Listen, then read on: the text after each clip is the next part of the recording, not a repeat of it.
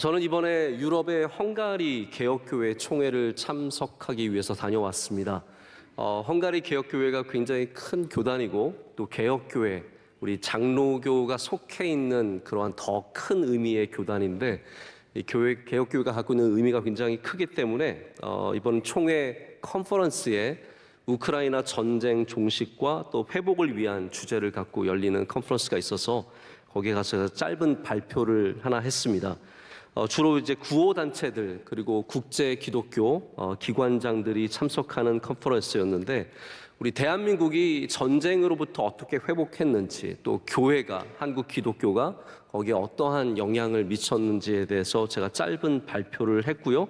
그래서 한 주간 동안 계속해서 저는 회복에 대한 좀 주제를 고민을 많이 하고 묵상을 많이 할 수밖에 없었습니다. 그래서 회복에 대한 주제를 생각하다 보니까 오늘 말씀도 회복에 대한 주제로 여러분과 나누고 싶은 감동이 있어서 그런 말씀을 준비하게 되었습니다. 여러분 시편 23편을 다 알고 계실 거고 굉장히 좋아하실 텐데 우리 성경의 많은 말씀 가운데 가장 잘 알려진 말씀 중에 하나가 시편 23편이라고 생각을 합니다. 저도 가장 가장 먼저 외운 성경 중에 하나가 시편 23편이고 또 미국에 가서는 나도 영어로 좀 성경을 외워야겠다라고 도전을 받고 외웠던 첫 번째 성경 말씀도 역시 시편 23편이었습니다. 이 다윗의 시로 알려진 오늘 말씀은 하나님을 목자로 둔 사람이 얻는 복을 노래하고 있습니다. 하나님이 목자인 사람은 복이 있습니다. 하나님이 목자인 삶을 사는 사람은 복이 있는데 그 복을 오늘 이 23편이 노래하고 있습니다. 우리 인간이 갖고 있는 참된 가치, 여러분 예수님께서 한 영혼이 천하보다 귀하다고 말씀하신 것을 기억하십니까? 한 영혼이 천하보다 귀한데 그 영혼이 건강하고 그 영혼이 살아있고 그 영혼이 능력 있을 때 우리가 보일 수 있는 우리 인간의 참된 가치가 있습니다. 우리 인간이 갖고 있는 가치, 아름다움, 능력, 이 모든 것들은 우리의 영혼의 상태와 굉장히 깊은 관련을 갖고 있다는 것이죠. 여러분의 영혼이 건강하냐, 그렇지 않느냐는 그렇기 때문에 정말로 중요한 문제입니다. 내가 그냥 잘 살고 있느냐, 잘 돈을 벌고 있느냐, 일을 잘 하고 있느냐만 볼 것이 아니라 나의 영혼이 지금 건강하냐, 살아있느냐, 죽어있느냐, 이것이 우리가 굉장히 관심을 가져야 하는 부분이라는 거죠. 영혼이 건강하다는 것을 여러 가지로 표현할 수 있는데 그 중에 하나가 바로 영혼이 소생한다라는 표현입니다. 오늘 이 소생한다는 말은 회복한다는 뜻입니다. restore입니다. restore, 즉 전의 상태로 돌아간다는 뜻이고요. renew, 새롭게 한다는 그런 의미도 갖고 있습니다. 자, 하나님께서는 하나님의 사랑하시는 자들의 영혼이 복되고 잘 되기를 원하시는 분이시기 때문에 여러분들이 영혼이 침체되어 있고 넘어져 있고 깊은 수렁에 빠져 있을 때 우리를 거기서 건져내 주시기를 원하십니다. 우리가 절망과 아픔, 상처, 괴로움과 피곤함과 무능력함에 빠져 있을 때 그곳에서 우리를 꺼내 주시기를 원하신다는 것이죠. 어떤 영혼이든지 그 영혼이 이런 수렁에 빠질 수 있다는 것을 우리는 잘 기억해야 합니다.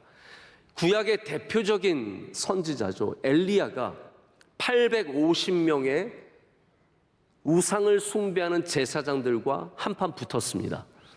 여러분 850대 1로 싸우는 것이 얼마나 어려운 일이겠습니까? 그런데 엘리야 한 명이 이 850명의 바알과 아세라의 제사장들을 이겼습니다. 얼마나 대단한 승리입니까? 그러나 그 다음 날 이세벨이 엘리야를 죽이겠다고 하자 엘리야가 도망치기 시작합니다. 850명의 제사장을 이겼던 이 엘리야가 도망을 쳐서 남쪽까지 내려가서 부엘세바 더 들어가 광야로 들어가서 하룻길을 걸은 다음에 하나님께 나 죽여달라고 애원을 합니다. 하나님 저 죽고 싶습니다. 요즘 말로 말하자면요, 자살 충동을 엘리야가 느꼈던 것이죠. 다 포기하고 싶었습니다. 그런데 그 위대한 영웅이 죽고자 했을 때 하나님께서 그 깊은 우울감 속에, 여러분 선지자도 우울증이 걸릴 수 있는 것이고 선지자도 이러한 영적인 침체의 날들을 만날 수 있는 것인데 그 영혼이 죽도록 내버려 두지 아니하시고 하나님께서는 엘리야에게 먹을 것을 보내주시고 쉴 곳을 마련해 주셔서 그의 영혼이 소생하는 은혜를 주십니다. 그 소생하는 영혼을 다시 부여잡고 엘리야가 북이스라엘로 돌아가서 다시 그가 말씀을 선포하고 아합과 이세발과 싸웠던 것을 우리가 잘 기억하고 있습니다. 천하에 없는 엘리야도 그의 영혼이 그렇게 깊은 사망의 음침한 골짜기까지 내려갔다면 우리 중에 어떤 누구도 영혼의 침체를 겪는 것은 어쩌면 당연한 거라고 생각해 볼 수 있습니다. 미국의 크로스포인트라고 하는 대형 교회가 있습니다. 남쪽에 있는 아주 유명한 교회인데 이 교회를 섬겼던 목사님이 피트 윌리엄스라는 분입니다.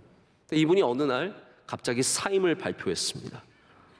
내가 모든 직분을 내려놓고 모든 하던 일들을 내려놓고 교회를 그만둬야겠다는 것이죠. 그 발표문을 통해서 이렇게 말했습니다. 저는 너무 지쳤고 너무 많이 상처를 입었고 이제는 좀 쉬어야 할 때가 왔습니다. 그러면서 그가 평소에 지도자가 리더들이 텅 빈 상태로 사람들을 인도하다 보면 문제가 생긴다고 했는데 그 스스로가 자기가 텅 빈 상태였던 것을 깨닫고 그래서 그렇게 고백을 하고 교회를 떠났습니다. 여러분 그렇습니다. 우리 모든 사람들 심지어는 목회자들 가운데 그래서 제가 보면 목회자들 가운데도 사모님들 가운데도 선교사님들 가운데도 이러한 심각한 영혼의 침체를 겪으신 분들이 많이 있습니다. 남들에게 말하지 못하지만 우울감과 마음의 병을 짊어지고 사시는 분들이 굉장히 많이 있다는 것이죠. 혹시 오늘 여러분 가운데도 텅 빈 것 같은 영혼, 오늘 아무 힘이 없어서 다 내려놓고 싶고 포기하고 싶고 접어버리고 싶은 마음이 드는 분들 있으시다면 이 말씀을 통해서 여러분의 영혼이 살아나는 은혜가 있으시길 축복합니다. 모든 영혼들이 소생하는 힘을 얻고 그리고 주님의 은혜로 말미암아 사망의 음침한 골짜기를 넉넉히 감당할 수 있는 그런 힘과 능력 얻으시는 오늘 되시기를 축복합니다. 우리는 먼저 좀 다윗의 영혼의 상태를 생각해 보기를 원합니다. 오늘 시편의 저자인 다윗의 영혼의 상태는 어땠을까요? 우리 대부분의 사람들은 다윗을 막연히 대단한 믿음의 사람이라고만 추측을 하고 그렇게 알고 있습니다. 근데 시편 오늘 읽은 23편의 주변만 봐도 다윗의 영혼이 얼마나 때로는 침체되어 있었고 힘들었고 우울했고 절망 가운데 있었는지 우리는 금방 발견할 수 있습니다. 다윗이 뭐라고 했습니까? 하나님 왜 나를 버리십니까? 라고 외쳤고요. 다윗이 또한 하나님 왜 주님의 얼굴을 저에게서 숨기십니까? 하나님을 찾기가 너무 어렵다 보니까 하나님이 얼굴을 숨기셨다라고 외쳤습니다. 왜 나를 이렇게 치려고 하는 사람이 많은지, 나의 원수가 왜 이렇게 많은지. 혹시 여러분 괴롭히는 사람들 있으십니까? 다윗의 시편을 한번 보세요. 하나님 저를 치려고 하는 자가 저기 수많은 사람들이 일어나서 저를 죽이려고 합니다라고 수없이 말했던 것을 볼 수 있습니다. 다윗이 갖고 있는 불안함, 슬픔, 답답함 우리는 시편에서 자주 만나게 됩니다. 근데 하나님께서는 그런 다윗을 버리지 않으셨습니다. 야 너는 믿음이 없구나. 야, 그 정도 믿음 가지고 어떻게 살래? 그러지 않으시고요. 그 침체의 길을 걸어가는 다윗을 다시 하나님께서 푸른 풀밭과 쉴만한 물가로 인도하셔서 그의 영혼이 살아나게 하셨습니다. 소생하도록 도와주셨습니다. 그래서 다윗이 사망의 음침한 골짜기를 걸을 수 있었던 것은 그가 항상 믿음이 좋아서가 아니라 그가 침체되었을 때, 그가 다 포기하고 싶었을 때 그때마다 하나님께서 그의 영혼을 살려주셨기 때문입니다. 다시 살려주셨기 때문에 그가 그 골짜기를 건널 수 있었고 믿음을 지킬 수 있었고 마침내는 승리할 수 있었다는 것이죠. 오늘 소생한 영혼들이 누리는 은혜, 그 기쁨을 오늘 말씀 속에서 우리는 발견할 수 있는데요. 3절에 보면 하나님께서 자기 이름을 위하여 의의 길로 인도하신다라고 했습니다. 소생한 영혼은 어떠한 은혜를 누립니까? 하나님께서 여러분을 의의 길로 인도하신다라는 거죠. 사망의 음침한 골짜기를 우리가 걸을지라도 하나님께서 우리를 안위하시고 보호하시고 인도하시는 은혜를 누리게 됩니다. 또한 소생한 영혼은 기쁨의 잔치죠. 내 원수의 목전에서 나에게 잔치를 베풀어 주시는 기쁨을 누리게 되고, 그래서 소생한 영혼엔 기쁨이 있습니다. 여러분의 영혼에 오늘 기쁨이 있으시길 축복합니다. 표정에는 별로 기쁨이 없지만 영혼에는 기쁨이 있으시기를 바라고, 그 영혼의 기쁨으로 말미암아 우리는 하나님의 선하심과 인자하심을 누리는 사람들이 되어야 합니다. 그럼 이것이 얼마나 다 귀한 것입니까? 여러분의 영혼이 얼마나 귀하다는 것을 안다면 그 영혼이 소생하는 것을 우리는 사모해야 합니다. 내 영혼이 살아나야겠구나라는 것을 알아야 된다는 것이죠. 근데 이 모든 소생은 성경은 분명한 관점을 갖고 있습니다. 하나님으로부터 시작되는 것입니다. 모든 소생함은, 모든 살아남은, 모든 회복은 하나님께 나아가는 것으로 시작됩니다. 우리가 소생의 능력으로 살아가기 위해서는 반드시 하나님께로 돌아가야 합니다. 그것이 바로 푸른 풀밭과 쉴만한 물가가 의미하는 바입니다. 탕자가 멀리 떠나서 잘못된 삶을 살았습니다.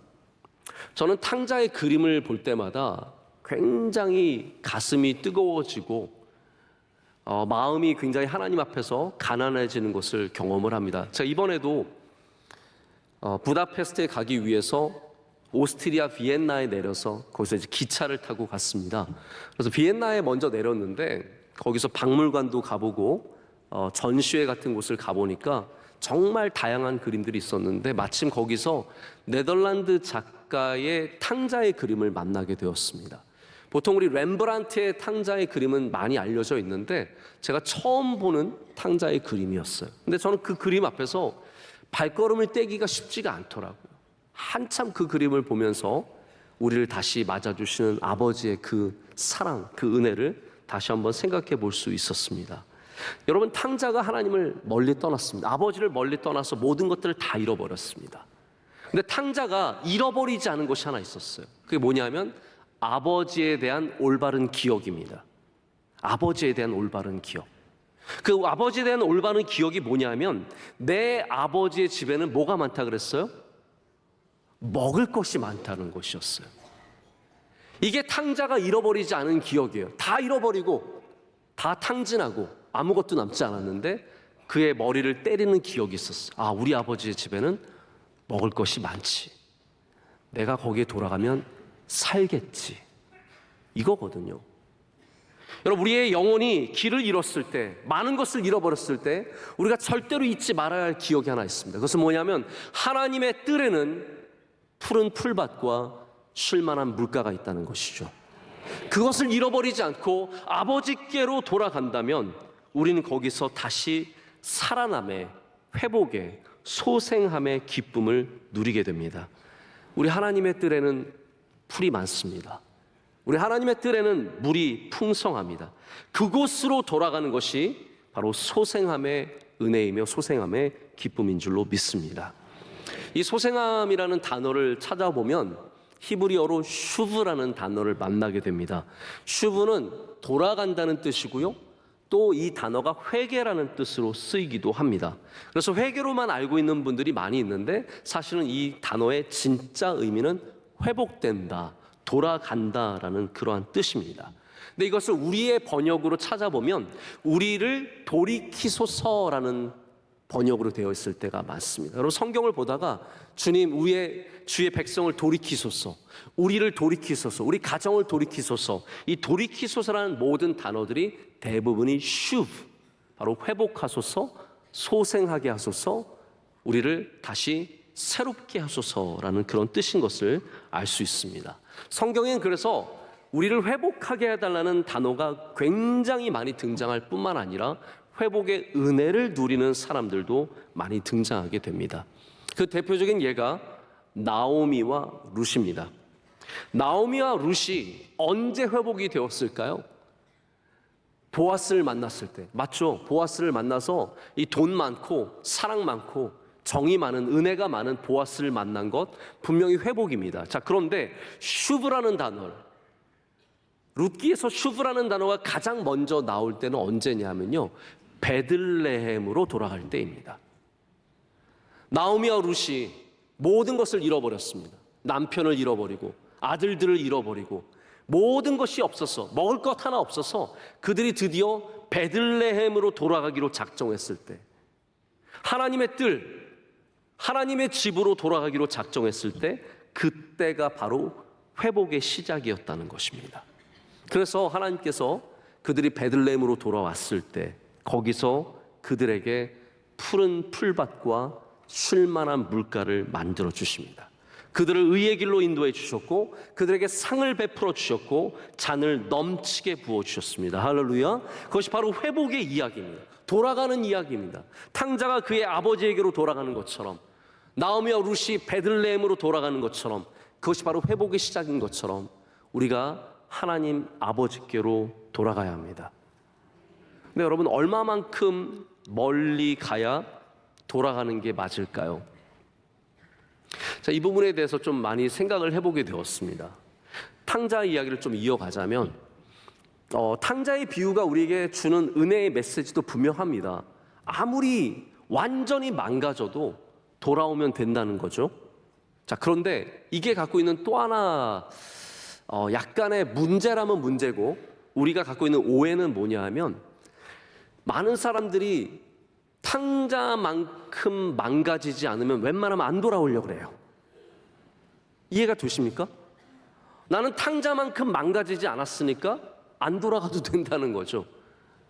나는 그만큼 완전히 탕진하고 완전히 남은 것이 하나도 없을 때까지는 웬만하면 버티려고 그러는 거예요.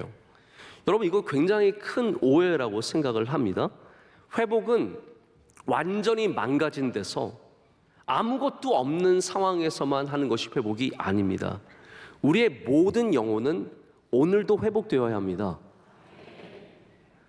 여기서 망한 사람들만 하나님께 예배하고 하나님께 돌아올 것이 아니라, 완전히 타락한 사람들만 하나님께 돌아오는 것이 아니라 우리 모든 사람들이 하나님께 돌아가야 된다는 것이죠. 근데 내가 조금만 정의롭게 살고, 내가 조금만 교회에서 봉사하고 일하고 예배 드리고, 내가 하나님 조금만 기억하면서 기도하면서 살면 우린 나는 괜찮다고 해서, 나는 탕자가 아닌 거예요. 나는 돌아갈 필요가 없는 거예요. 여기에 문제가 있습니다. 사실 제일 위험한 사람들이 어떤 사람들이냐면, 한 부분의 정상적인 삶을 살면서 다른 부분들이 망가진 사람들입니다. 차라리 다 망가진 사람은 자기가 죄인인 걸 알아요.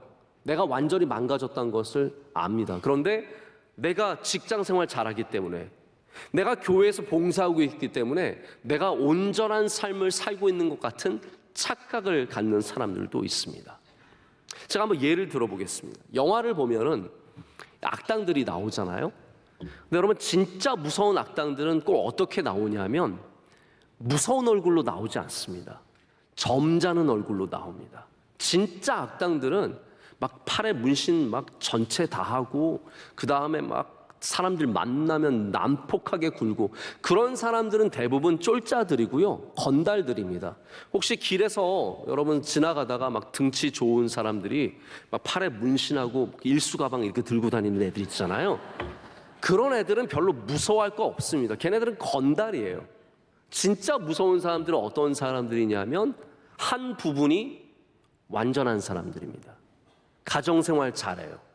집에 가서는 좋은 아빠가 되어주고, 아이들이 전시회 하면 가서 전시회 보면서 멋지게 양복 입고 아내와 함께 데이트하고 밥 잘 먹고 그렇습니다. 그런데 이런 사람들이 바로 폭력 조직으로 가게 되면 잔인하게 배신한 사람을 죽이고, 사람들을 죽이라고 명령하고 아주 잔혹한 사람들로 변해가죠. 이런 사람들의 특징이 자신이 망가져 있는데 그것을 전혀 깨닫지 못하는 것입니다. 왜냐하면 내 가정은 멀쩡하기 때문이죠. 내 직장 생활은 정상적이기 때문입니다. 내가 일부분을 정상으로 살아간다고 모든 것이 정상이라고 생각하는 거, 이게 하나님께 돌아가지 못하는 굉장히 큰 이유와 모습이 됩니다. 우리나라에 한때 굉장히 잘 알려졌던 판사님 한 분이 있습니다. 천종호라는 판사님인데, 이분은 소년범만 8년 동안 재판을 했던 판사였습니다. 이분이 신앙인이기도 해서 아마 책도 쓰신 걸로 알고 있는데, 한 번은 어떤 아이가 재판에 붙여졌습니다. 재판에 붙여졌는데 이 아이가 얼마나 학교에서 아이들을 괴롭혔는지. 여러분, 학교에서 아이들 괴롭히는 아이들 진짜 문제가 심각합니다. 혹시 여러분의 자녀들이 괴롭힘을 당해서 괴로운 분들도 계시겠지만 혹시 괴롭히는 아이가 되지 않을지 항상 조심하셔야 되고 아이들을 위해서 기도를 많이 해주셔야 합니다. 근데 이 아이가 맨날 돈 뜯고 아이들 돈 안 가져오면 다 죽여버린다고 위협하고 뭐 이런 식으로 아이들을 많이 괴롭혔던 거예요. 그래서 재판에 붙여졌는데 뒤에서 부모님들이 이 아이가 안타까운지 막 판사님한테 애원을 합니다. 판사님 제발 용서해 주세요. 우리 아이 그런 아이가 아닙니다. 우리 아이가 전교 1등입니다. 우리 아이가 똑똑합니다. 우리 아이 착한 아이입니다 하면서 막 애원을 하는데 이 천종호 판사님이 별명이 있어요. 호통 판사예요. 호통 판사라서 호통을 칩니다. 나 용서 못한다고. 이런 아이를 어떻게 용서하냐고. 부모님 아이들 학교에서 어떻게 생활하는지 보신 적 있냐고. 그러면서 죄목을 다 얘기하면서 결국은 아주 경각심을 일으키기 위해서 아주 어려운 벌을 줍니다. 여러분, 여기에 우리의 함정이 있습니다. 어떤 함정이냐면요, 우리는 똑똑하면 괜찮은 아이인 줄 압니다. 공부를 잘하면 훌륭한 사람인 줄 압니다. 좋은 직장 다니면 괜찮은 사람인 줄 압니다. 높은 직분까지 올라가게 되면 훌륭한 사람인 줄 알게 되죠. 그런데 그 훌륭한 사람이 보이지 않는 곳에서는 악한 일을 행하고 있고, 그 훌륭하고 똑똑한 사람이 남들 안 보이는 곳에서는 중독의 삶을 살아가고 있다는 것이 이 세상과 우리의 현실입니다. 낮에는 멀쩡하지만 저녁에는 남들이 모르는 어두운 삶을 살아가고, 남들 앞에서는 착하고 아름답지만 보이지 않는 곳에서는 악하고 더러운 모습을 갖고 있는 것. 여러분, 여러분의 영혼은 어떻습니까? 나는 교회 집사이기 때문에, 나는 목사이기 때문에, 나는 좋은 엄마이기 때문에, 나는 직장 생활 잘하기 때문에, 나는 똑똑하기 때문에 괜찮으십니까? 아닙니다. 우리의 모든 영혼은 소생함이 필요합니다. 여기 몇 명에게 소생함이 필요한 것이 아니라 이 중에 죄인, 탕자, 저 사람은 탕자, 누가 봐도 뻔한 탕자에게만 소생함이 필요한 것이 아니라 우리 모두가 이 시간 하나님을 만나야 되고 하나님의 풀밭에 누워야 하며 주님의 주시는 생수를 마셔야 합니다. 그래야 그 소생함으로 말미암아 이 땅에서 우리의 영혼이 망하지 않는 삶을 살게 됩니다. 여러분, 소생함을 얻는 사람들의 특징이 무엇인지 아십니까? 갈급함입니다. 갈급함. 고라자손의 시편을 아실 거예요. 사슴이 시냇물을 찾기에 갈급함 같이 내 영혼이 주를 찾기에 갈급하나이다. 여러분, 이런 갈급함을 느끼는 사람이 많은 줄 아십니까? 아닙니다. 우리 대부분 내가 교회 다니고 기도 좀 하고 말씀 좀 읽고 그리고 목마름이 없습니다. 끝입니다. 우리 찬양대에게는 갈급함이 있으십니까? 우리 목회자들에게는 갈급함이 있을까요? 많은 사람들이 교회는 나오고 있지만 정작 갈급함을 갖기는 굉장히 힘듭니다. 스티브 잡스가 스탠포드 졸업 연설에 굉장히 유명한 말을 했죠. Stay hungry, stay foolish. 배고픔을 계속 갖는 게 쉽지 않은 거예요. 왜 스티브 잡스가 위대한 경영인이었냐면 그가 많은 새로운 일들을 이루어냈고 정말 대단한 일을 이루어냈지만 끊임없이 도전하고 그 배고픔을 계속 가졌기 때문입니다. 우리의 영혼이 계속해서 소생하려고 한다면 우리는 항상 하나님 앞에 갈급함을 가져야 합니다. Stay thirsty. 하나님 앞에 계속해서 목마를 수 있는 사람들이 되어야 합니다. 만족하고 다 이루었고 나는 이 정도 했으면 됐고 그러면 목마름의 그 갈급함이 우리 영혼에서 사라져버리죠. 감각이 뒤처지면 안 되는데요. 우리 영혼에서 영원토록 사라져서는 안 되는 감각이 목마름의 감각입니다. 목마름의 감각. 영적인 목마름 누가 갖고 있습니까? 잘 믿는 사람들이 맨날 영적으로 목마른 거예요. 오히려 잘 믿지 못하는 사람들은, 믿음 생활 잘 못하는 사람들은요, 한 번만 오면 다 되는 줄 압니다. 갈급함이 해결이 되는 겁니다. 오늘 여러분에게 하나님을 찾는 갈급함이 더욱더 새롭게 소생하게 되시기를 축복합니다. 내일도 그 갈급함이 있으시기를 바라고, 주님 만나는 그날까지 갈급함으로 살아가는 여러분 되시기를 축복합니다. 이 소생한 영혼은 마치 가뭄에 물을 머금은 나무와 같아서 바깥의 환경을 견디는 힘을 갖습니다. 우리나라가 참 복받은 땅 아닙니까? 어디를 가든지 나무가 풍성합니다. 뭐 남쪽에 가면 나무가 있고 북쪽에 가면 없는 게 아니라 우리나라는 서쪽, 동쪽, 남쪽, 북쪽 어디를 가도 모든 산의 나무가 다 푸르르게 자리를 잡고 있습니다. 그런데 세계의 다른 곳을 가면 진짜 나무 찾기가 힘든 곳들이 있습니다. 어떤 땅에는 전혀 나무가 없는데 여기에만 집중적으로 나무가 있는 곳도 있습니다. 한 번은 제가 너무나 생생한 기억이어서 8년 전인가 10년 전에 갔었는데도 아직도 머리에 이 광경이 아주 자세하게 남아 있습니다. 케냐의 북쪽에 있는 난민촌을 제가 공식적으로 방문한 적이 있거든요. 이 북쪽이 얼마나 메마른 땅이냐면 이렇게 땅에 발을 딛잖아요. 그러면 먼지가 푹 하고 올라옵니다. 아직도 그 광경이 생각나는데 좀 까만 땅이에요. 검은 흙인데 땅을 밟으면 먼지가 푹, 걸을 때마다 먼지가 계속 일어나는 정말로 메마른 땅이었어요. 그렇게 메마르니까 아마 난민들에게 땅을 줄 수 있을 정도로 그렇게 별로 안 좋은 땅이었던 것 같습니다. 근데 제가 이렇게 다니다가 어느 지역을 봤는데 나무가 이렇게 쭉 심겨져 있는 거예요.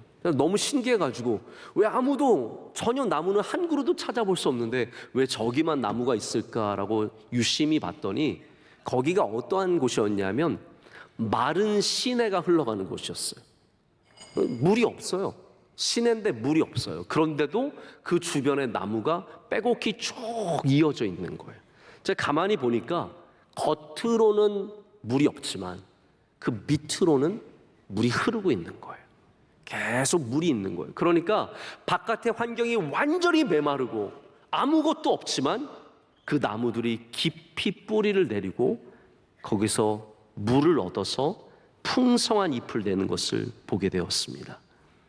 여러분, 우리 겉에 보이는 환경이 전부인 것 같아도 정말로 중요한 것은 우리의 영혼이 어디에 뿌리를 내리고 있느냐가 정말로 중요합니다. 소생하는 영혼은 그래서 내 주변의 환경이 어떠하든지 내 영혼이 하나님의 풀에, 하나님이 주시는 그 물에 양식으로 말미암아 살아난다는 것이거든요. 자, 보십시오. 오늘 말씀이 바깥의 환경이 바뀝니까? 아니에요. 사망의 음침한 골짜기는 안 바뀌어요. 내 발 아래에 있는 그 골짜기는 여전히 존재합니다. 내 영혼이 소생하면은 원수들이 다 사라집니까? 아니에요. 보니까 그 원수가 그대로 있는데 하나님이 그 원수의 앞에서 상을 베풀어 주신다는 거예요. 이게 소생하는 영혼이 누리는 은혜입니다. 우리가 성경을 읽어도 자세히 안 보면 정확한 뜻을 알기가 어려운 게 있는데요. 상도 마찬가지입니다. 하나님이 내 원수의 목전에 상을 베풀어 주신다는 것이 나에게 상장을 주고 상패를 주신다는 말씀이 아니에요. 밥상을 차려주신다는 말이에요. 하나님께서 내 원수의 목전에서 내게 상을, 잔치를 베풀어 주셔서 나에게 기쁨이 있게 해주신다는 말씀이거든요.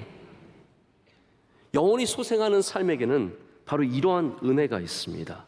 골짜기를 걸을 수 있는 믿음, 원수와 맞서서 살 수 있고 그 가운데 심지어는 기쁨을 누릴 수 있는 은혜, 내 잔이 넘쳐나는 복, 이것이 바로 소생하는 영혼이 누리는, 그 안으로부터 소생하는 영혼이 누리는 은혜인 줄로 믿습니다. 저는 이 마지막 말씀이 특별히 저의 마음을 굉장히 사로잡는 것을 느꼈는데요. 6절 말씀 우리 한번 다 같이 읽어보겠습니다. 내 평생의 선하심과 인자하심이 반드시 나를 따르리니 내가 여호와의 집에 영원히 살리로다. 아멘. 이 말씀, 이 6절 말씀 우리에게 약속하는 게 있습니다. 우리가 하나님의 선하심과 인자하심을 쫓아가는 게 아니래요. 반대라고 합니다. 하나님의 선하심과 인자하심이 나를 쫓는다, 쫓아온다라고 말하고 있습니다. 하나님의 선하심, 하나님의 goodness, 하나님의 자비하심, mercy, 하나님의 인자하심이 나를 쫓아온다는 거예요. 여러분, 이것처럼 귀한 약속이 어디 있습니까? 우리는 항상 무엇인가 좋은 것을 쫓아가잖아요. 저기 가면 좋다더라, 저 학교 가면 좋다더라, 저 직장 가면 좋다더라, 저 사람과 결혼하면 좋다더라. 우리는 그런 인생을 살아왔잖아요. 그런데 소생한 영혼들, 하나님이 소생시켜 주시는 영혼들은 어떤 은혜가 있냐면요, 여러분에게 선함이 쫓아오고 하나님의 인자심이 여러분의 삶을 쫓아간다라는 겁니다. 우리 그런 기도 많이 하잖아요. 하나님, 어디를 가야 좋습니까? 무엇을 해야 좋습니까? 누구를 만나야 좋습니까? 그것 때문에 얼마나 많이 기도하고 또 구별하기 위해서, 분별하기 위해서 노력합니까? 그런데 소생한 영혼이 누리는 복은 바로 그 하나님의 선하심과 인자심이 평생에, 예전에는 정령이라 그랬어요, 반드시 여러분을 쫓아가게 될 줄로 믿습니다. 말씀을 맺겠습니다. 휴가 시즌이 시작이 되어서 많은 분들이 열심히 바쁘게 움직이는 그러한 여름입니다. 바깥 세상이 바빠질수록 교회 안은 좀 조용해집니다. 사람들이 줄어드는 거죠. 저도 오늘 그래서 굉장히 많이 성도들이 줄을 줄 알고 걱정을 했는데, 우리 교회는 휴가 시즌이어도 비가 와도 이렇게 예배를 잘 나오시니까 얼마나 감사한지 모릅니다. 잘 나오셨습니다. 잘 나오셨습니다. 네, 여러분, 세상에 쉼이 있고 좋은 것들이 많이 있지만 여러분들이 정말로 관심을 가져야 하는 것은 내 영혼이 살아나는 것입니다. 내 영혼이 소생함을 얻는 것, 그것을 사모하시기를 축복합니다. 좋은 호텔에 간다고 영혼이 살아나는 거 아닙니다. 좋은 거 먹는다고 영혼이 살아나는 것도 아닙니다. 우리 하나님 아버지를 만날 때, 예수 그리스도 품 안에 있을 때 우리의 영혼이 정말로 소생하게 되고, 그 소생한 영혼은 이 세상의 험난한 골짜기와 원수 앞에서 기쁨을 누리며 살 수 있게 된다는 것이죠. 이번에 다가오는 우리 산상송회, 제가 사실 산상송회를 위해서 이 말씀을 준비한 건 아니지만 저는 이 산상송회가 여러분의 영혼이 소생하게 되는 놀라운 은혜가 있는 잔치가 될 줄로 믿습니다. 여러분의 자녀들, 그 영혼이 소생함을 여러분 중요하게 여기시길 바랍니다. 아이들이 학교 좋은 데 가는 것도 중요하고, 좋은 교육을 받는 것도 중요하고, 좋은 사람 만나는 것도 중요하지만 그 아이들의 영혼이 살아있으면 어디를 가도 무엇을 해도 복 있는 사람이 됩니다. 그렇기 때문에 우리 교회에서 하는 여러분 성경학교와 수련회 가볍게 여기지 마시고 여러분의 자녀의 영혼이 살아나기를 바라는 마음으로 보내주시고 기도해 주시기를 부탁드립니다. 우리 여름이 영혼이 다 살아나는 시즌이 되어서 여러분 영혼이 다 주님이 주시는 기쁨으로 가득하고 은혜가 충만한 삶이 될 줄로 믿습니다. 함께 기도하겠습니다. 하나님 아버지, 감사합니다. 오늘 주님 주신 말씀 우리 영혼에 새기게 하여 주시옵소서. 이 세상을 살아가면서 많은 좋은 것들이 있지만 우리는 항상 영혼의 소생함을 가장 귀하게 여기는 주의 백성들이 되게 하여 주시오며, 그로 말미암아 이 세상에 사망의 음침한 골짜기를 지날지라도 하나님께서 인도하시는 복된 삶이 되게 하여 주시옵고, 원수 앞에서 주님이 베풀어 주신 상을 누리며 우리의 잔이 넘쳐나며 또한 평생에 주님께서 선하심과 인자하심으로 우리를 따라오게 하시는 복을 누리게 될 줄로 믿습니다. 우리의 영원한 목자 되신 예수 그리스도의 이름으로 기도드립니다. 아멘.